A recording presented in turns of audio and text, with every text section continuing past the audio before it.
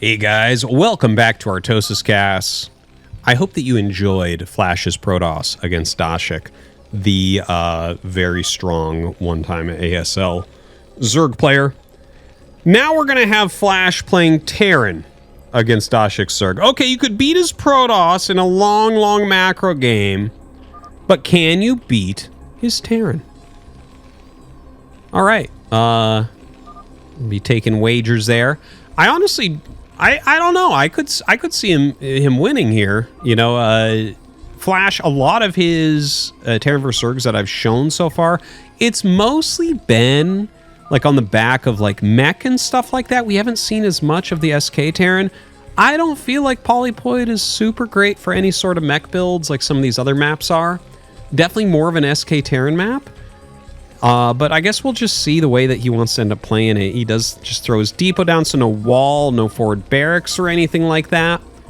And where will he make that barracks? Okay, so he starts the next SCV. Flash actually has a very cool build right now where on 10, he makes a barracks near the ramp and can pressure Zerg a little bit with that. I definitely showed it. I think it was a game against Zealot, or maybe it wasn't Zealot, but it was, I believe it was maybe on Fighting Spirit.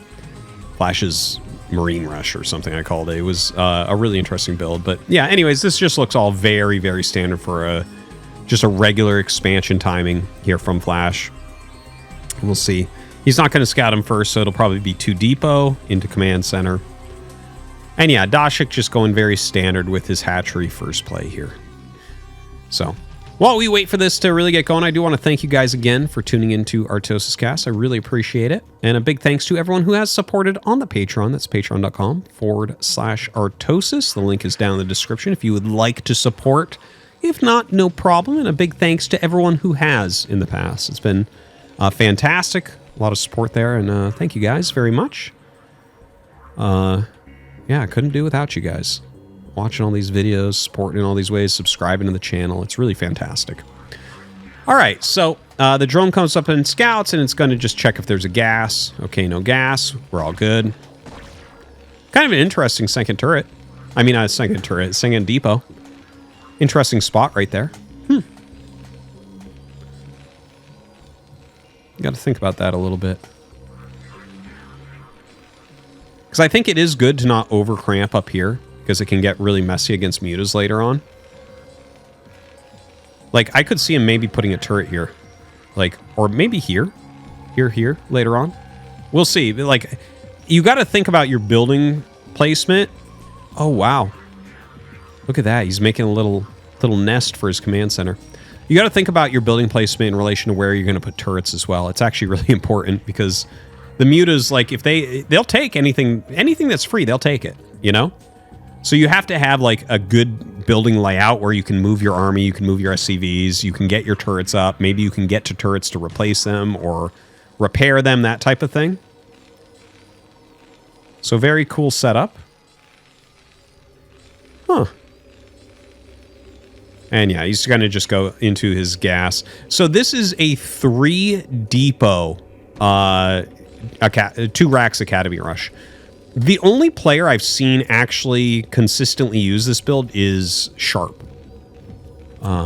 who you guys might know is like probably the well, I guess I watch Flash the most right now, but generally I watch Sharp the most. But yeah, Sharp actually quite likes this one. It's like it's a slower academy, as you can see. Like, yeah, the academy is started before 4 minutes, which is what's important. If you start the academy before 4 minutes, you can scan if you need to before mutas are out. That's kind of, and like, but it does, when you make it this late, it makes it hard to do any move out with the medics.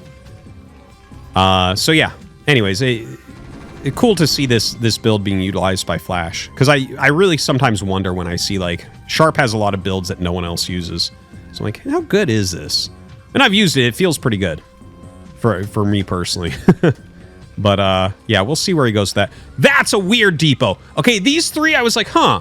This one's insanely bizarre. Because this doesn't feel like it can be protected. Now, you'll notice that he put a space here. This is so Marines can go through. Just to be clear. If you don't have that there, you're going to be in a real big trouble if mutas attack the top of your command center. Okay, so a lot of scuffling you will have seen out here, where Flash has made more Marines than you're used to, and he's trying to bully the Zerglings back and forth, trying to get him to make a mistake.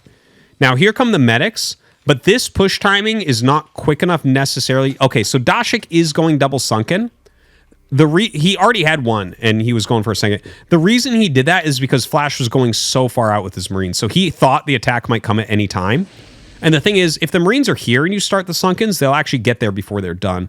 So Flash just via unit movement forced the Sunks, but the actual timing against 2-hatch to get across with a 2-racks Academy rush before the mutas are out, which is when you need the 2 Sunks, is leaving your base between 5 minutes and 5 minutes and 5 seconds. And he didn't leave till like 5:15, right? So Flash actually still gets the full value that you get out of this build. And in fact, just slightly more because he forced the Sunkens earlier, just via unit movement. And things like this, it's hard to put into words how strong and important things like that are at the pro level. When you're forcing your opponent to do things incorrectly via just moving shit around, that's where you are like, yeah, I'm a real pro. Right? Okay. So, where are we at? Very fast factory, but range started first and +1 started first. So he gets the factory basically as quickly as you can get it in this situation at 6:30. He's on just 2 barracks. He's adding more missile turrets as he needs to. I'm still fascinated by this depot. Ddasik bringing his mutas to the top. Flash already waiting for him. He knows. He knows exactly what's in Dasik's brain.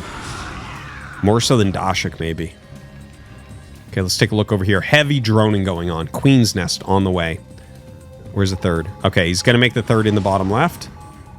Muta clears out that one fire bat that was down there scouting. Very normal usage of fire bat. You normally make a couple as you move out with this build, and then you send them out to scout generally. Sometimes you keep one. I actually like keeping one in the bunker and sending the other to scout, and he did that here. They're both good. Sending both to scout or keeping one they're both all right. If they go all in, then you're going to want the one in home in there. Okay, and once again, Flash going for the add-on. He's really been favoring getting siege tanks. We've seen that a lot out of him. Now, it doesn't look to me like he has the timing to kill him before consume. Like, this looks to me like you're going to basically finish killing the Sunkens and Dark Swarm will be down. So, yeah, we'll see how much of a tank push he wants to do. Generally, you'll always make at least 2 siege tanks here. Now, Flash's movement of siege tanks is very good, so he might be able to get a little bit more value than what I'm describing. But generally, looking at the building timings, I don't think you're actually supposed to be able to get anything truly done. As long as Ddasik just throws on Defiler Mount immediately and gets consumed immediately. Third hatch, third base here in the bottom left, rather. Coming up. Science facility going up to 5 racks. 49 SCVs, just excellent, excellent SCV production.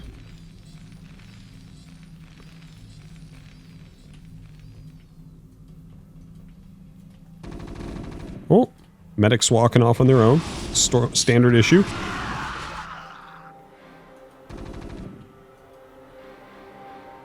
So there are lurkers on the way. No Defiler Mound? Really?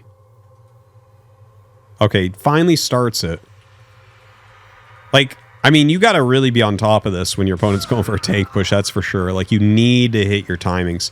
So I'm a little bit more nervous for him now, because there are 2 siege tanks out already, and Flash already has a forward group. So with basically 2 scans, he can get up there. He just started siege mode, so yeah, that's going to buy about 50 seconds before he can actually push through lurkers. Like 50 seconds from now.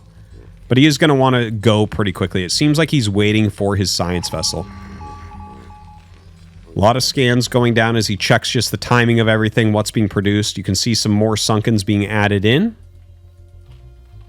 Consume has been started. Irradiate on the way, +1 armor on the way on these Marines.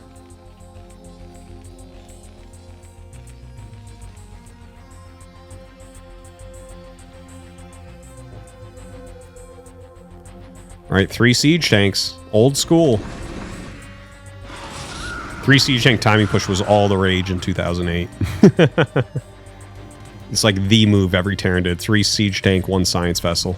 3 siege tanks, 1 shot's a lurker. All right, Muta's coming out and ooh, doing a good job getting that siege tank pretty low without really taking damage.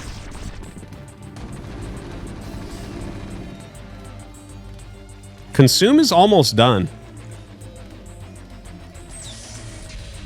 Oh no. Oh, the Scourge with terrible, terrible AI there. All right, so trying to push through these sunks.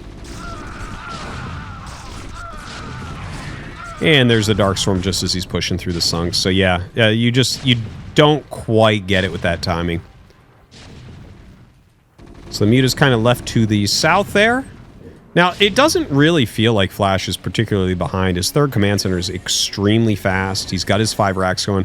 He actually, I would imagine that... oh, it's a mech switch.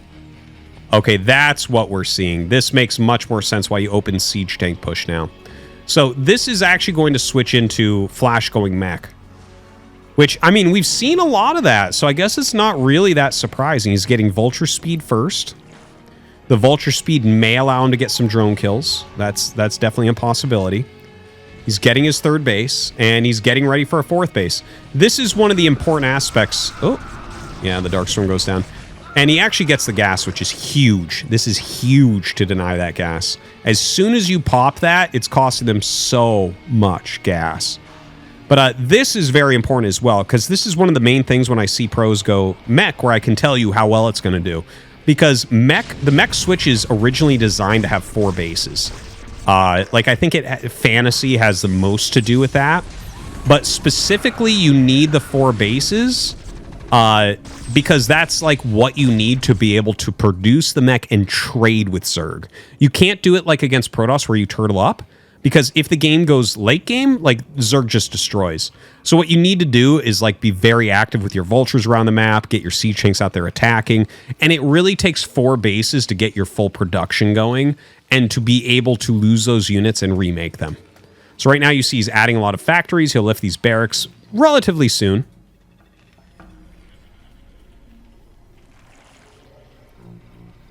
Really some excellent play here. I don't know if Ddasik is going to be... you know, like, he's a newer age player, and builds like this haven't really been popular. Light used some of them a little bit ago, but they were different. They were more Valkyrie-based.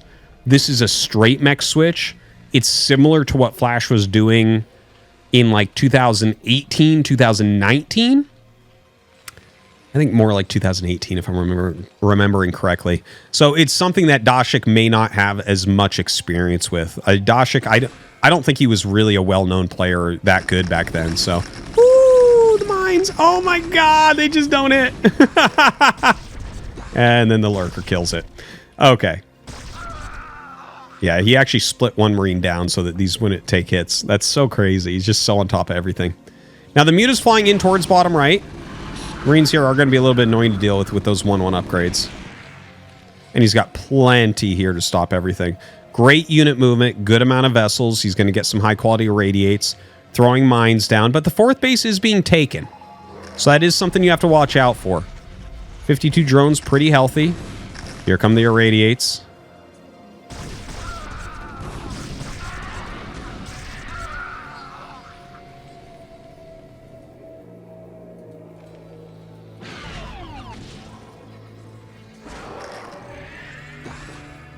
Yeah, the irradiates are actually doing really, really well for him right now. I love the fact that he's been non-stop vessel production. Not right this second, but until just a little bit ago, right? It's only 1 starport vessels, but he still has the Marines while he's doing the tech switch. And this is, or the mech switch, whichever one you want to call it.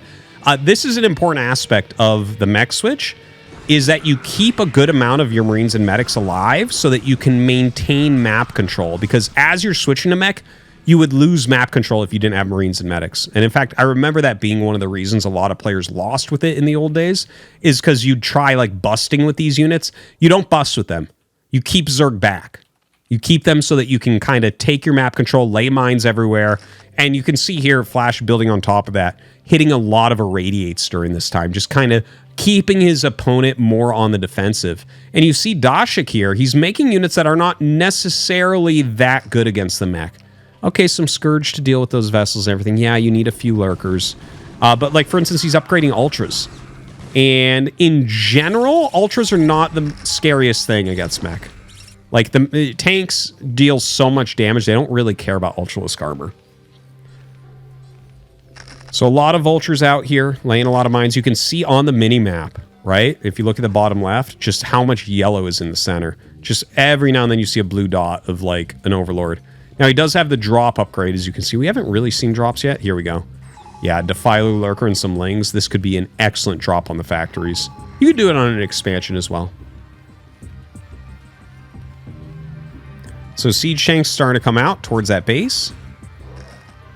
Still rotating around a lot with the Marine Medic and vessels. Okay, so he's going to go after this mineral base, which I would say is not the most important location, but at least it's something. All right, drops everything out here. Throws down the Darkstorm, so Flash just has to abandon that for now. Sieging up. He's going to be able to get this gas at least. That's kind of big. Yeah, it looks like everything is pretty invincible down here. So has to wait on that a little bit. One siege tank, or one lurker gets under the Darkstorm, so these siege tanks going to either be killed or lifted off. A lot of Lings being made by Ddasik at the moment.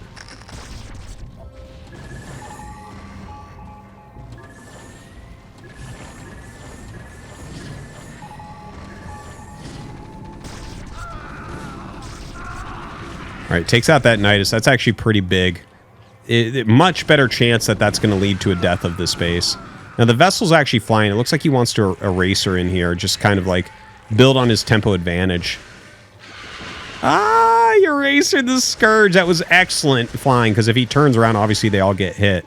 As is, though, the triple irradiate eliminates those Scourge super, super fast. More Scourge coming down to try to kill these off.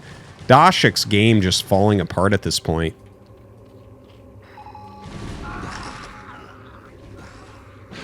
Yeah, every vessel going to end up falling. Or, well, I guess one lived. And he actually does another little drop over here and denies this base, at least for a little bit. Okay, gets that Defiler, so that's nice targeting. But another base down in the bottom right. 177 and 93 supply. Not much to do about that. The economy of Ddasik is just very weak at the moment. Yeah, the Ultra obviously will clear through the few Marines left over, but the minefield is too much for him. Definitely can't get through there.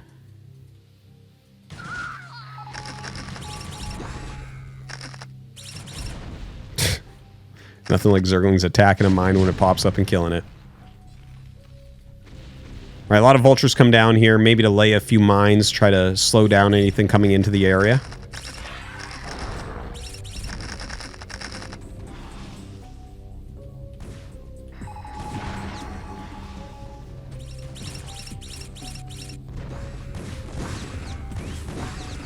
Yeah, the Vulture's doing a really good job of just kind of clearing things. Siege Tank's coming up now as well. It feels like Ddasik might get one more decent attack, and that's about it. I feel like Flash is kind of waiting for that right now. Doesn't feel like there's much else that could happen. Now, he sends an overlord here, but it's actually empty. A couple Ultras make it up here. Going to clear some tanks, but they are not going to last for too long. Not very high health left on them. The 2-1 tank's going to clear it up pretty easily. As you can see, again, they don't care too much about that extra Ultralisk armor. Really, it's much better against Bio.